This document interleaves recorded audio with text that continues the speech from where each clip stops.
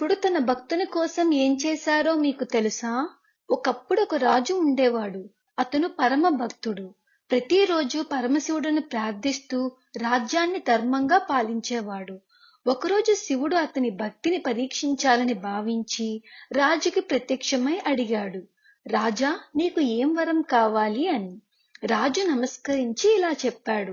ప్రభు, నాకు ఏదీ అవసరం లేదు. నా ప్రజలకు మీరు ప్రత్యక్షమై దర్శనం ఇవ్వాలి. వారు కూడా మీ కృపను అనుభవించాలి అని.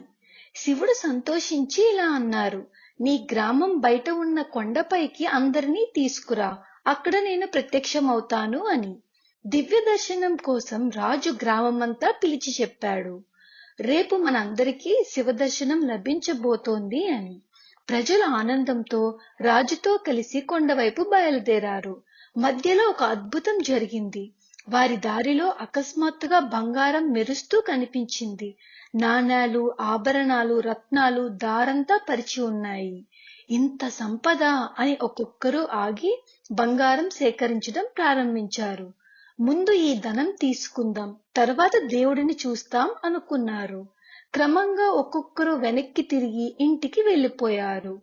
దైవ దర్శనం మర్చిపోయారు. రాజు మాత్రం ఆగలేదు. అతడు తన మనస్సులో అనుకున్నారు, దేవుడే నాకు పరమ సంపద. ఆయన కన్నా గొప్పది ఏదీ లేదు. అతడు ఒక్కడే కొండపైకి చేరుకున్నాడు. అక్కడ ప్రకాశమయమైన రూపంలో శివుడు ప్రత్యక్షమయ్యారు. శివుడు చిరునవ్వుతో, రాజా, నేను ప్రేమ ఉన్న హృదయంలోనే ప్రత్యక్షమవుతాను. కోరికలతో నిండిన మనస్సుకు కాదు. లోపం ఉన్న చోట నేను లేను అని చెప్తారు. రాజు నమస్కరించి ఈ దివ్య బోధన హృదయంలో నిలుపుకున్నారు. Thanks for watching. Please subscribe Sweety Uday channel.